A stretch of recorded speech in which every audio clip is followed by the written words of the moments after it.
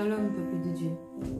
Je suis ravie de vous retrouver en ce soir pour ce temps et ce moment de partage autour de la parole de notre Seigneur Jésus. Et sans plus tarder, nous allons remettre ce temps entre ses mains afin qu'il en prenne le total contrôle. Je vous invite à prier avec moi. Inclinons nos têtes. Alléluia, Dieu Tout-Puissant, Dieu trois fois saint. Dans le puissant nom de Jésus, nous te prions, ô Éternel, et nous te bénissons. Nous te rendons gloire, nous te rendons grâce, Seigneur, pour le souffle de vie que tu nous as permis d'avoir, Seigneur, aujourd'hui. Oui, tu nous as permis de le conserver. Et Seigneur, ce n'est que toi et toi seul qui es maître de ce souffle. Merci pour, Seigneur, ta miséricorde qui nous permet, Seigneur mon Dieu, de vivre encore un jour supplémentaire. Et nous sommes là, Seigneur mon Dieu, pour t'adorer, pour t'apporter, Seigneur, ce parfum d'adoration. Et nous te prions, Seigneur, de nous pardonner.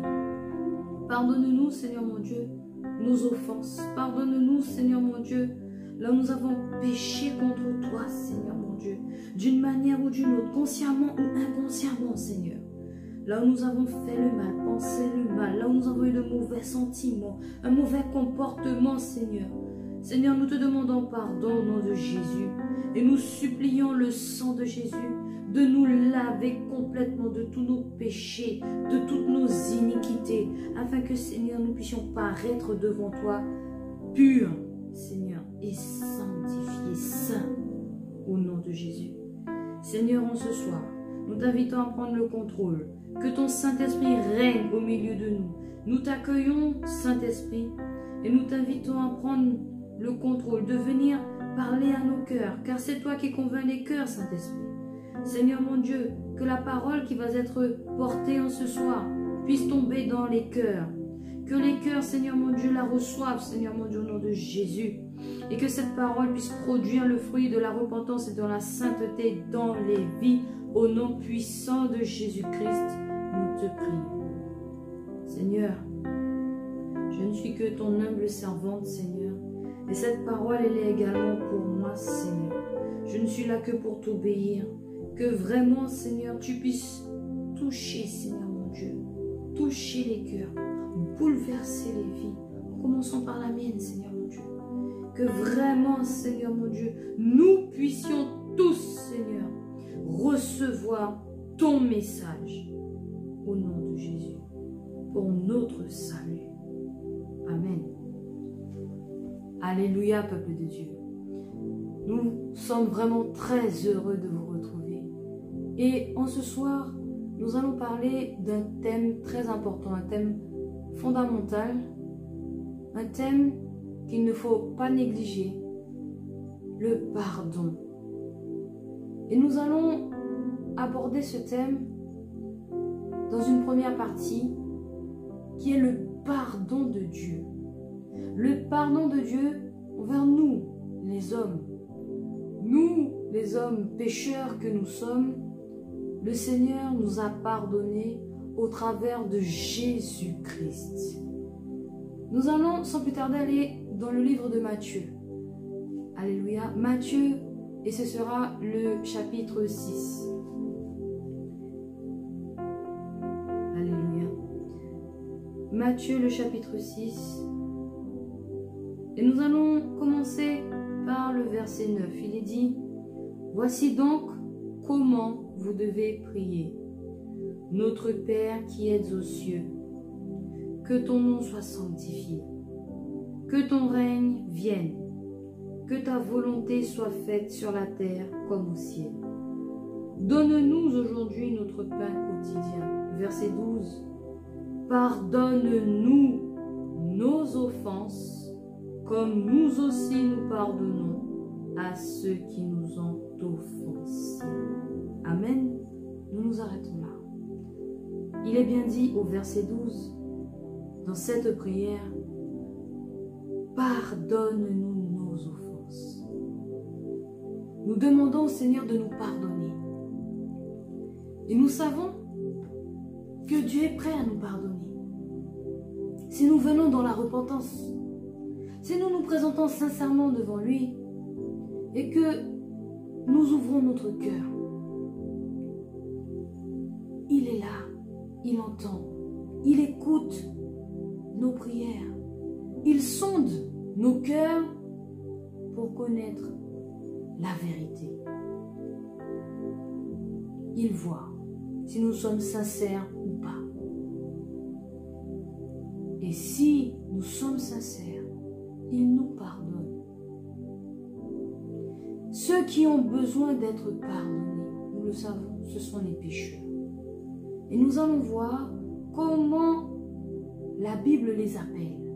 Il y a pécheurs, mais le Seigneur les appelle et les décrit dans sa parole, afin que nous puissions, nous les hommes, bien comprendre qui est le pécheur.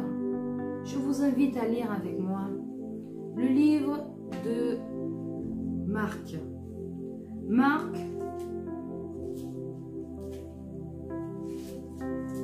le chapitre 2, le verset 17. Marc 2, verset 17, il est dit: Jésus qui avait entendu leur dit: ce ne sont pas les bien portants qui ont besoin de médecins, mais les malades. Alléluia. Plus loin il dit: je ne suis pas venu appeler des justes, mais des pécheurs. Donc le pécheur n'est pas un juste, il est un injuste. Il est un malade. Il faut que le pardon de Dieu vienne dans sa vie pour le guérir, pour qu'il ne soit plus malade.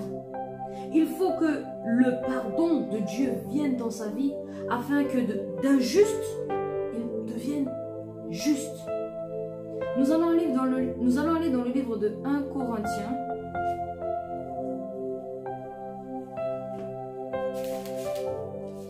1 Corinthiens 6, à partir du verset 9, il est dit: ne savez-vous pas que les injustes n'hériteront pas le royaume de Dieu? Nous allons continuer dans ce verset, parce que le Seigneur décrit les pratiques qu'ont les injustes, ceux qui ne sont pas pardonnés et qui n'hériteront pas du royaume de Dieu s'ils ne font pas cette démarche de repentance. On continue. Ne vous égarez pas.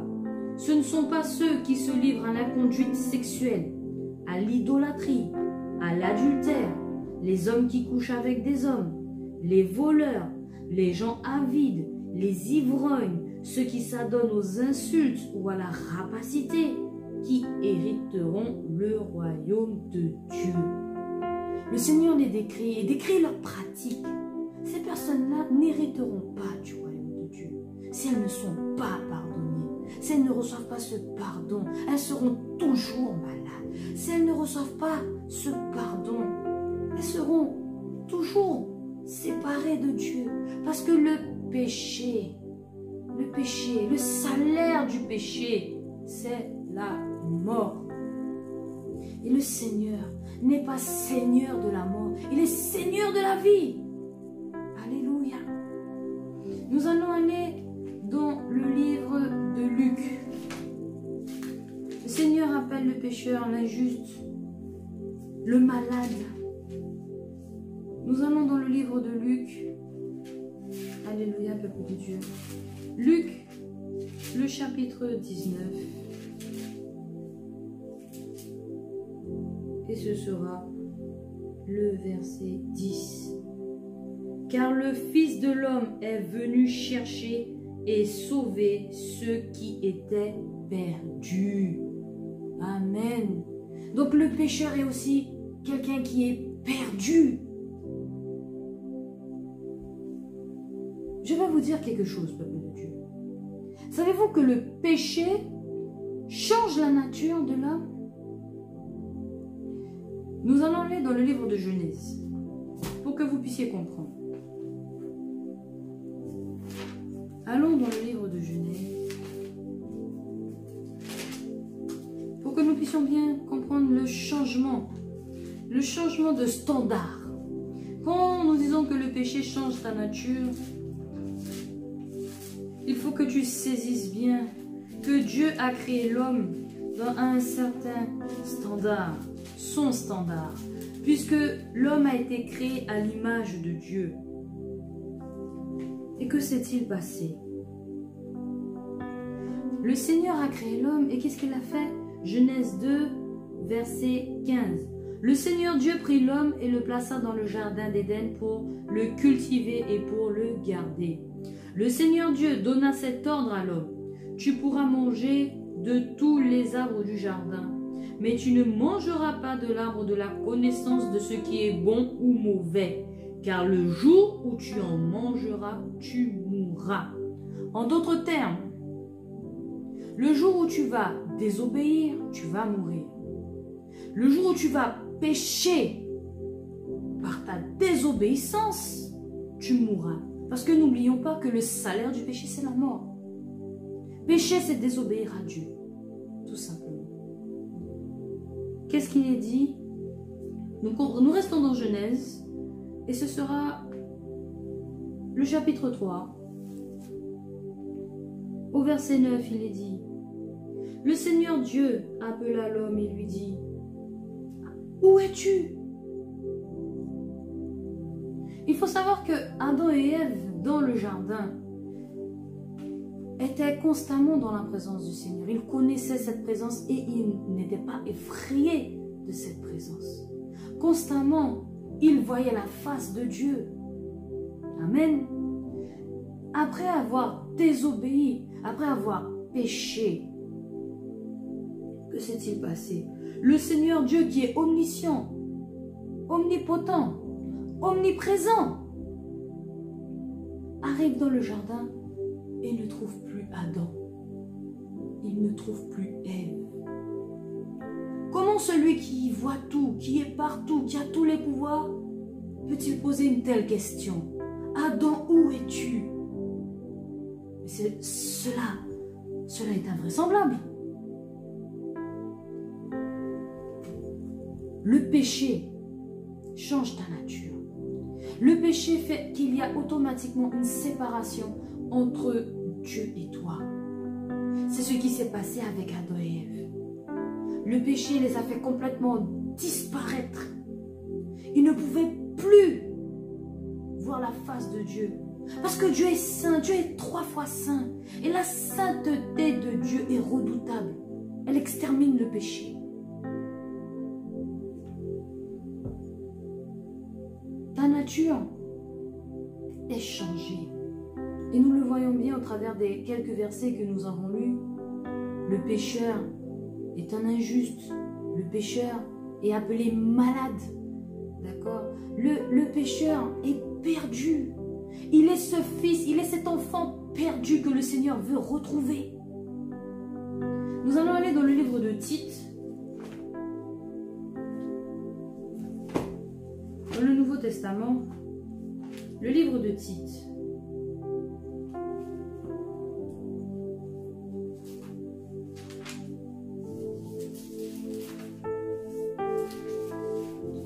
Tite, peuple de Dieu.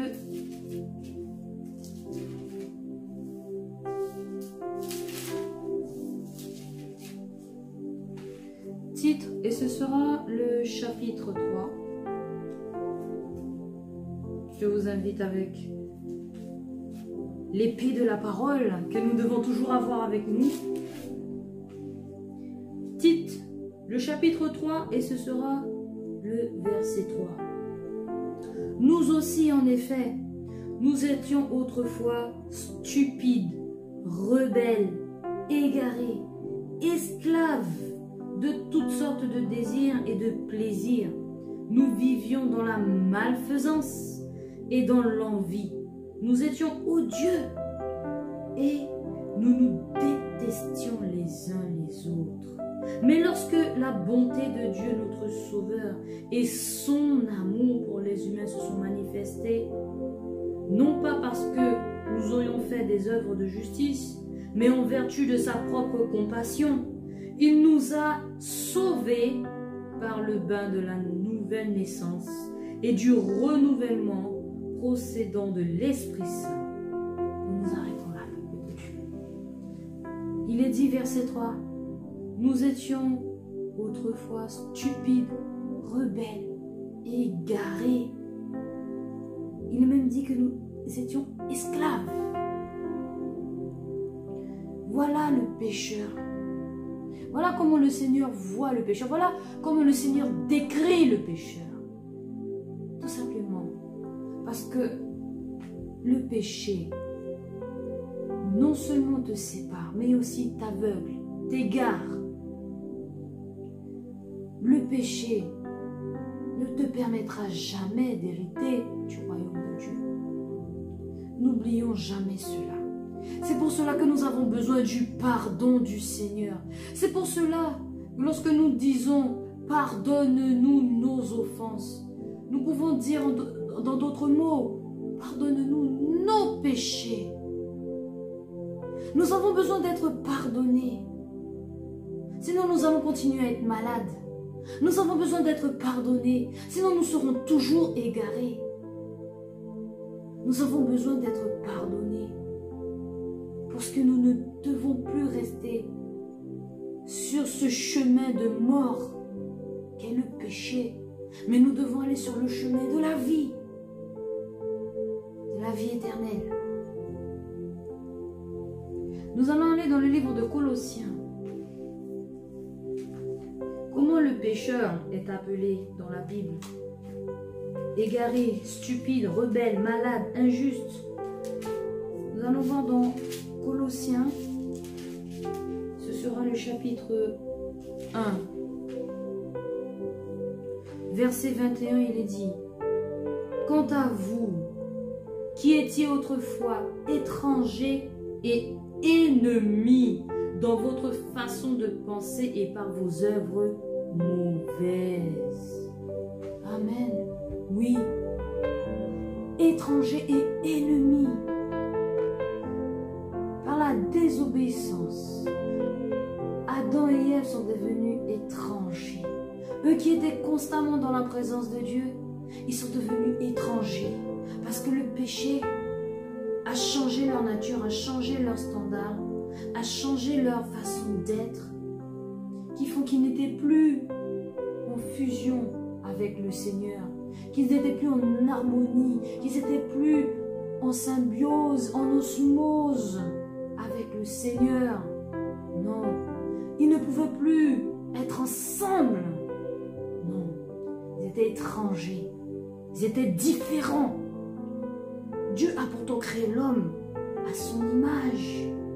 Mais à cause du péché, l'homme est devenu différent. Et qu'est-ce que la Bible nous dit? Le Seigneur Dieu a tant aimé le monde qu'il a donné son Fils unique afin que quiconque croit en lui ne périsse point, mais soit sauvé. Donc le Seigneur est venu avec cette nouvelle alliance avec les hommes, au travers de son corps, au travers de son sang, par son sacrifice, par lui-même. Il est venu réconcilier l'homme avec Dieu. Il est venu changer le standard de pécheur, le standard d'injuste, le standard de malade, le standard de stupide, le standard d'égaré, en standard de juste, de bien portant, d'intelligent, d'obéissant, d'ami. Il est venu au travers de son sacrifice, au travers de son sang, au travers de son pardon, opérer une transformation à cause des dégâts que le péché a engendrés. Il fallait que le Seigneur intervienne. Il fallait qu'il y ait une réparation. Il fallait qu'il y ait une transformation. Il fallait que les choses s'arrangent. Afin que, au début, comme au début, l'homme retrouve son standard originel, retrouve sa ressemblance avec Dieu. N'oublions pas, comme il est dit dans la parole, soyez saints comme votre Père est saint. Le pécheur n'est pas saint. Il n'est pas juste comme Dieu est juste. Jésus est venu au travers de son sacrifice. Il est venu changer tout cela. Et quand tu es pardonné, quand le pardon, la puissance du pardon de Dieu vient dans ta vie, ce pardon opère ce changement, opère cette transformation. Tu retrouves cette nature perdue qui te permet d'aller devant la face de Dieu. Amen. De saint, de pécheur, tu deviens saint. Car tu marches dans la sanctification. D'injuste, tu deviens juste, comme ton Dieu est le juste juge. De malade, tu deviens bien portant. D'égaré, tu n'es plus perdu. Tu sais où tu vas. Parce que tu connais que Jésus est le chemin, la vérité et la vie. Tu connais donc le chemin qui mène au Père. Parce que nul ne peut aller au Père sans passer par Jésus-Christ. Sans passer par son sacrifice. Sans passer par un nettoyage profond. Par un lavement. Par le sang de Jésus. Le sang de l'agneau parfait. Tu as besoin, comme le dit la parole, nous allons y aller. Ce sera le livre d'Éphésiens.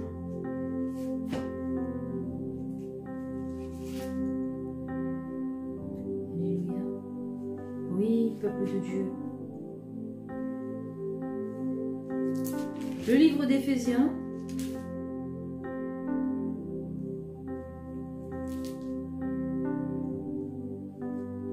Et nous allons prendre le chapitre 5. Il est dit,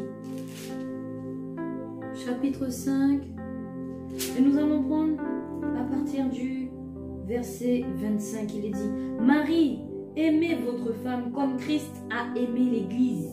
Il s'est livré lui-même pour elle, afin de la consacrer en la purifiant par le bain d'eau et la parole. En la purifiant. Pour faire paraître devant lui cette église glorieuse, sans tache, ni ride, ni rien de semblable, mais sainte et sans défaut. Et nous savons que la parole, c'est Jésus-Christ lui-même. Il fallait que tu sois purifié par Jésus, par son sang, qui fait l'expiation parfaite du péché. Amen. Et que tu puisses enfin revenir au Père. C'est pour cela, lorsque tu te baptises et que tu acceptes le Seigneur Jésus dans ta vie, ce n'est pas un choix anodin. Ce n'est pas pour rien que la Bible dit bien que tu es une nouvelle créature. Nous allons le lire dans le livre de 2 Corinthiens. Peuple de Dieu, allons-y. Venez avec moi dans 2 Corinthiens. 2 Corinthiens 5. Et ce sera le verset 17. Il est dit, si quelqu'un est dans le Christ, c'est une création nouvelle. Ce qui est ancien est passé. Il y a là du nouveau. Donc tu deviens une nouvelle créature. En Christ. Une nouvelle personne. Ce standard de pécheur, tu ne l'as plus. Tu as le standard de saint, de juste, de bien portant. Tu n'es plus malade, tu n'es plus stupide, tu n'es plus égaré. Mais tu es un homme, une femme intelligente, intelligent, obéissant, obéissante. Et surtout, tu n'es plus sur le chemin de la mort, mais tu es sur le chemin de la vie. Alléluia. C'est pour ça qu'il ne faut pas mépriser la nouvelle naissance.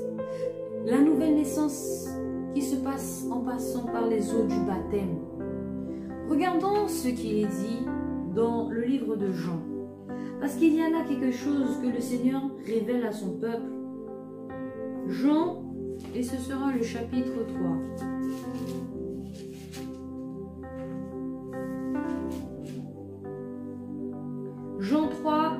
verset 5, il est dit, Jésus lui-même répondit, Amen, amen, je te le dis, si quelqu'un ne naît pas d'eau et d'esprit, il ne peut entrer dans le royaume de Dieu. Ce qui est né de la chair est chair, ce qui est né de l'esprit est esprit.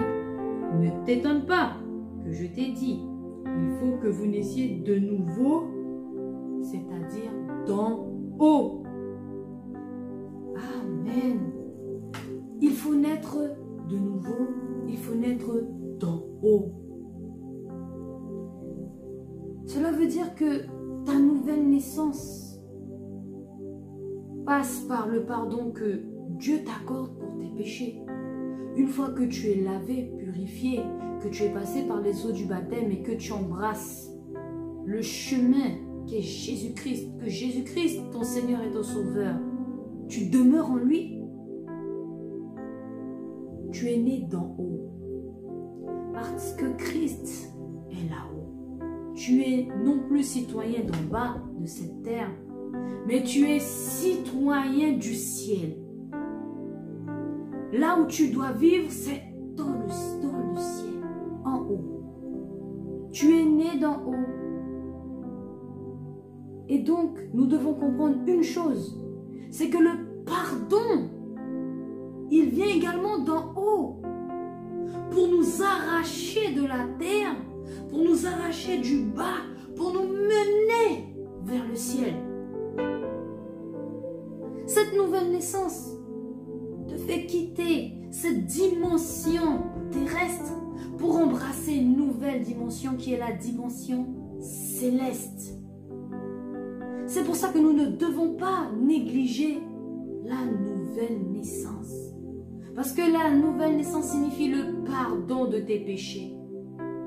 Et c'est ce qui te permet d'être citoyen du royaume, d'être connu, toi qui autrefois étais ennemi et étranger.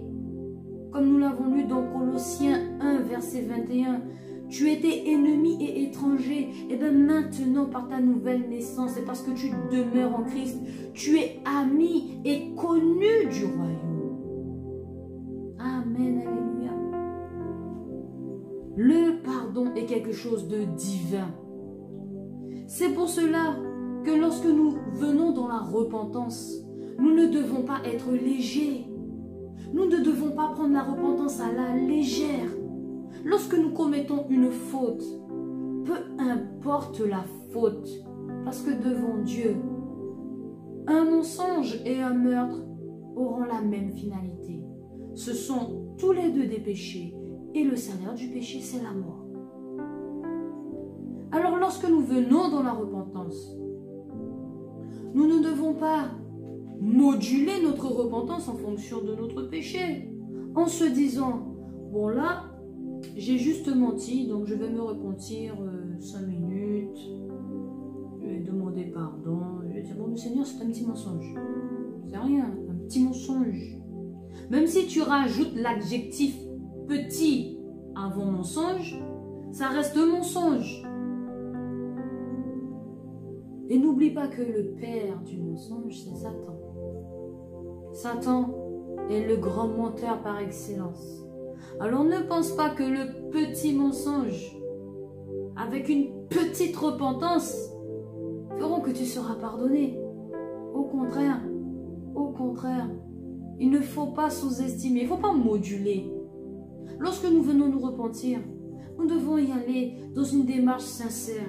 Il n'y a pas de petit, de grand péché. Il n'y a pas de petite ou de grande repentance. C'est la repentance sincère et totale.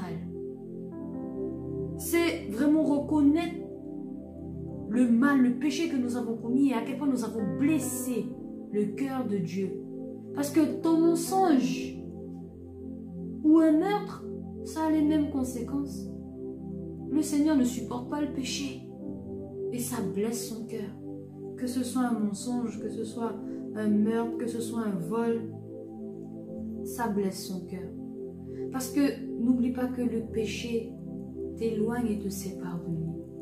C'est pour ça que devant Dieu, il n'y a pas de modulation, il n'y a pas de grand, moyen, petit péché.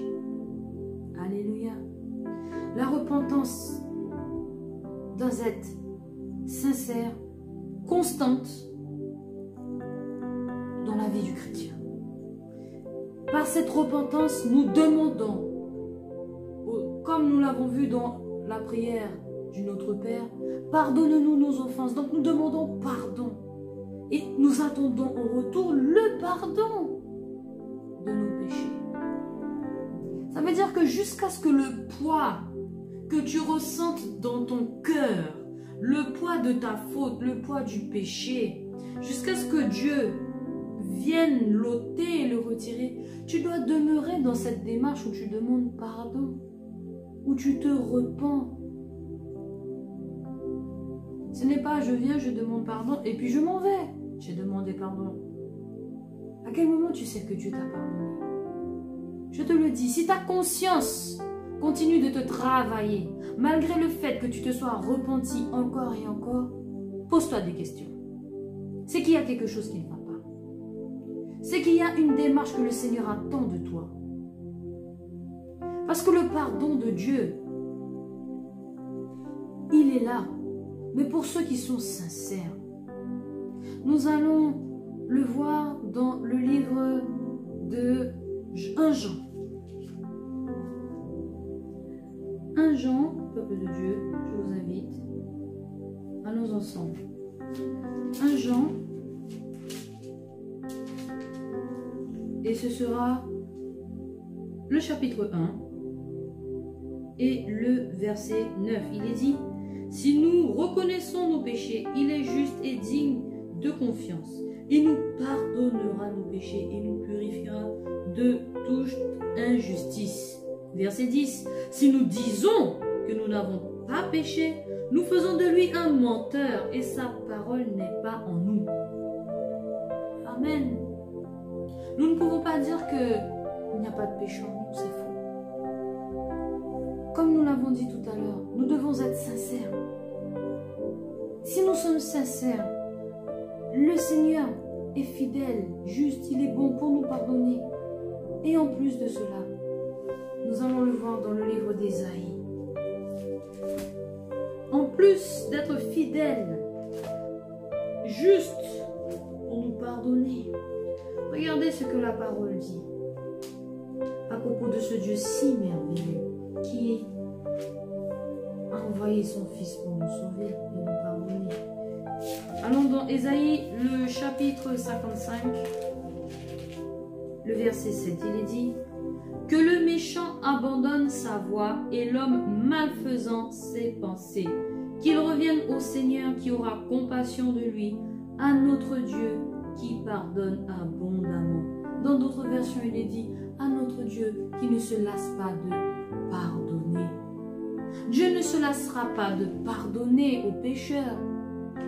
Il ne se lassera pas de pardonner aux hommes. Mais seulement le pardon qu'il donnera, ce ne sera pas comme dans un distributeur automatique où tu vas dire une prière et que tu reçois un pardon. Tu ne vas pas mettre une pièce pour t'acheter une canette de jus. Non. Avec Dieu, ça ne marche pas comme ça. C'est pas une prière, un pardon. Une repentance, un pardon. Non. C'est pas un menu que tu commandes. C'est pas quelque chose d'automatique. Ce n'est pas quelque chose d'automatisé. Non. Dieu est vivant. Dieu a un cœur. Quand tu le blesses, il faut t'attendre aux conséquences. De la même manière que nous, êtres humains, lorsque nous sommes blessés et que il y a notre prochain qui vient nous demander pardon, il y a de la résistance pour pardonner. Il y a ce combat en nous et nous sommes des hommes, nous ne sommes pas parfaits. Il y a des fois même des difficultés à pardonner. Mais ça, nous allons le voir dans une autre partie. Sachez qu'avec Dieu, c'est pareil. Il faut avoir une démarche sincère. Parce que Dieu voit les cœurs. Il faut vraiment que le Seigneur puisse être touché 2 fois plus par ta repentance à cause du péché que tu as commis. Si le péché, la blessure que tu as infligée à Dieu est de cette hauteur, mais il faut que ta repentance soit encore plus haute. Il n'y a pas de « j'ai péché à cette hauteur, je fais une repentance de cette hauteur ». Non. C'est pour cela que je dis depuis tout à l'heure, il ne faut pas moduler, il ne faut pas graduer. Péché est péché. Dieu pardonnera, mais seulement si tu vas te repentir avec sincérité. Et nous allons voir la démarche dans le livre de Psaumes.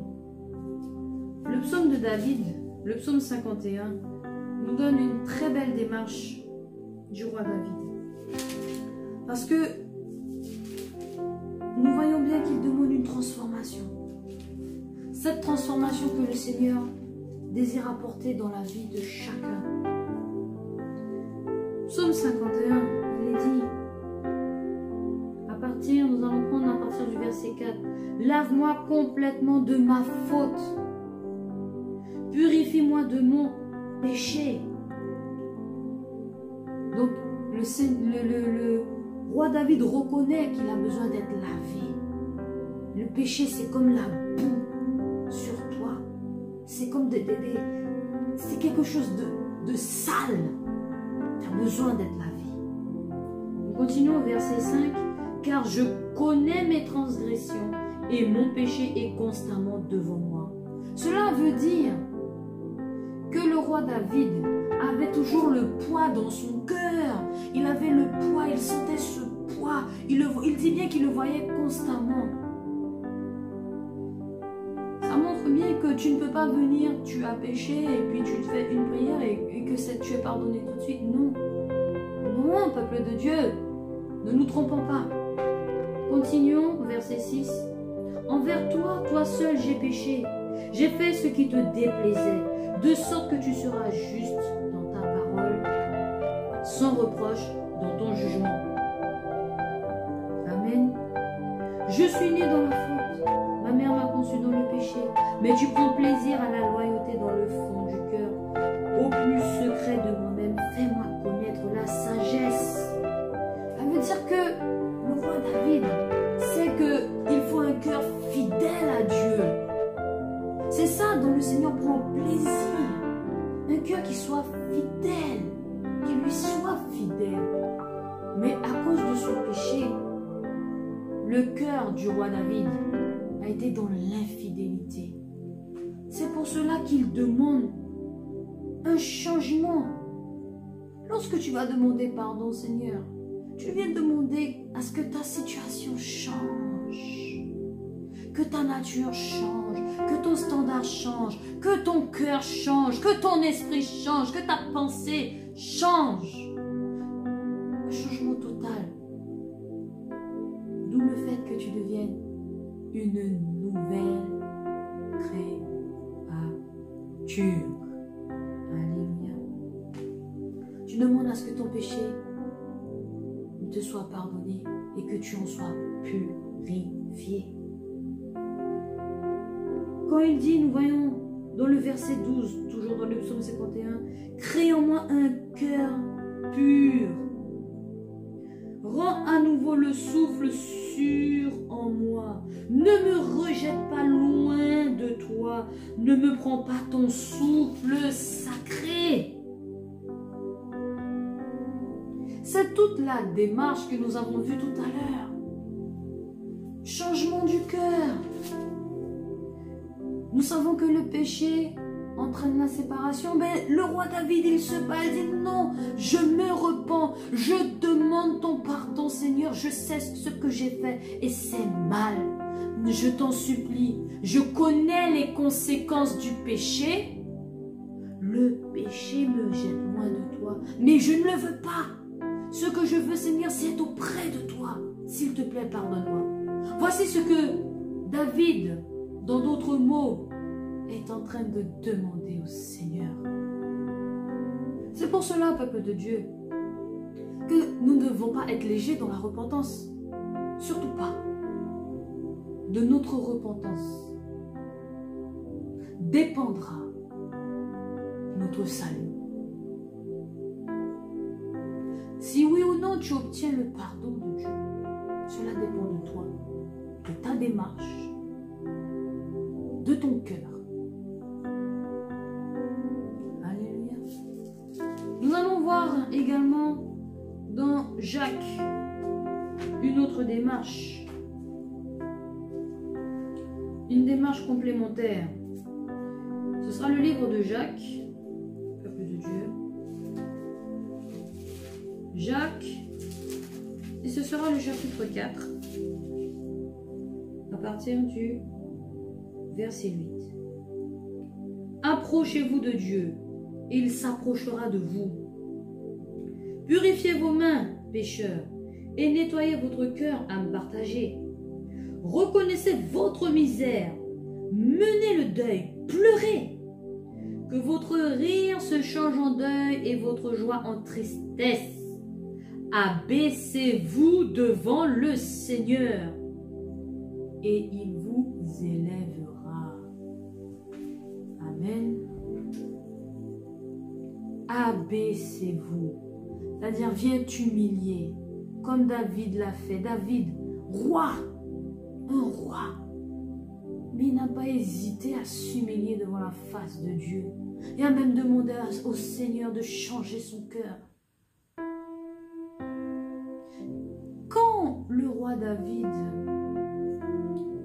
a écrit ce psaume bien connu, nous le lisons de manière peut-être monotone, comme une lecture simple, en se disant que nous allons le lire et ça va faire effet.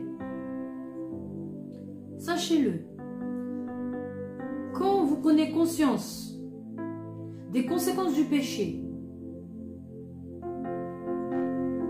et que vous lisez le psaume 51, vous devez ressentir la peur de David, la peur du roi David. Vous devez la ressentir. Sa crainte, sa peur de ne pas être pardonné. Vous devez ressentir également sa tristesse. Vous devez ressentir à quel point il est en deuil. Comme s'il est en deuil. Il est en deuil pour lui-même parce qu'il sait que le péché c'est la mort et que en ce moment même devant Dieu, c'est comme s'il était mort à cause de son péché. Et il est en train de se battre. Il est en train de se battre dans les pleurs. Il est en train de se battre dans les larmes, dans cette repentance, dans le psaume 51. Il n'était pas là simplement en train de déclarer ses paroles devant Dieu, comme nous parlons dans une conversation commune. Non. Il avait peur. Il connaissait Dieu, pardon. Il avait peur. Il tremblait. Il savait à quoi il était exposé s'il n'obtenait pas la grâce, s'il n'obtenait pas le pardon de Dieu. C'est pour ça que le verset que nous avons lu, Jacques 4, versets 8 à 10, est complémentaire. Il dit bien, nous allons relire Jacques 4, versets 8 à 10, nous allons le relire. Approchez-vous de Dieu et il s'approchera de vous. Purifiez-vous. Allons directement au verset 9. Reconnaissez votre misère, menez le deuil, pleurez. Que votre rire se change en deuil et votre joie en tristesse. David avait le poids de son péché. Il ne pouvait pas se dire, je vais prier et ensuite je vais me réjouir. Et entre-temps, la prière va monter, elle va faire son effet. Non. Non, pas du tout. Et la repentance de David, elle n'a pas duré 1 heure ni 1 jour, mais elle a été longue. Jusqu'à ce que le Seigneur vienne lui accorder son pardon. Amen. Donc oui, nous devons vraiment apprécier le pardon qui nous est donné. Non pas parce que, comme nous l'avons lu, nous avons fait quelque chose pour le mériter. Nous n'avons rien mérité. Nous ne devons pas être légers et nous devons vraiment nous efforcer à marcher dans la sainteté et constamment nous repentir parce que nous pouvons pécher de manière inconsciente comme nous pouvons pécher consciemment. Dans tous les cas, nous devons vraiment garder en tête non seulement les conséquences du péché, mais en plus sa finalité. Car le péché te condamne. À partir du moment que tu es en Jésus-Christ, comme nous le lisons dans la parole, il n'y a plus de condamnation, puisque tu as été pardonné. Mais si tu n'es pas pardonné, tu es toujours condamné, non seulement aux yeux de Dieu, mais aux yeux du diable. Le diable qui fera tout pour que tu restes dans cet état de condamné. C'est pour ça que tant que tu ne t'es pas repenti et que tu n'as pas obtenu le pardon de tes péchés, ta nature de pécheur ne peut pas changer. Et nous allons aller plus loin, le peuple de Dieu, dans un prochain message. Nous le lisons bien dans Matthieu 6, verset 12. Pardonne-nous nos offenses, comme nous aussi nous pardonnons à ceux qui nous ont offensés. Nous aussi nous pardonnons. Nous. C'est-à-dire que le pardon céleste, divin, ce pardon qui est quelque chose qui vient du ciel, nous, nouvelles créatures, nous devons également pardonner. Lorsque ton prochain t'offense, est-ce que lorsque tu le regardes dans tes yeux, tu le vois comme condamné ou au contraire comme sauvé? Nous nous quittons sur cette question que nous allons développer dans un prochain message et nous allons clôturer ce moment de partage de la parole de Dieu. Je vous invite à prier avec moi. Merci Seigneur mon Dieu, Dieu Tout-Puissant et éternel, pour ta parole que tu nous as donnée. Tu nous montres à quel point, Seigneur, il est important, Seigneur, que nous puissions obtenir ton pardon. Tu nous montres également, Seigneur mon Dieu, la marche, Seigneur mon Dieu, qu'il nous faut entreprendre dans la repentance. C'est pour cela, Seigneur, nous te demandons, Seigneur mon Dieu, par ton Saint-Esprit de nous guider dans notre repentance, afin que vraiment tu puisses faire remonter dans nos cœurs tout ce que nous avons pu commettre, Seigneur mon Dieu, qui t'a offensé, qui t'a blessé, qui a blessé ton cœur de père, afin que nous puissions, Seigneur, nous repentir, mener le deuil, pleurer, Seigneur mon Dieu, jusqu'à ce que, Seigneur, nous obtenions ta miséricorde. Seigneur mon Dieu, que tu puisses, au nom de Jésus, garder, Seigneur mon Dieu, ce peuple qui voit ce message et ceux qui verront ce message, Seigneur, afin qu'ils puissent être impactés, touchés par ta parole et qu'elle puisse produire, Seigneur mon Dieu, ce fruit de repentance qui les conduira. Tous ceux, Seigneur mon Dieu, qui se repentiront sincèrement devant toi, vers toi et vers ton royaume. Seigneur mon Dieu, nous te bénissons, nous te rendons gloire. Au nom de Jésus. Amen. À bientôt, peuple de Dieu.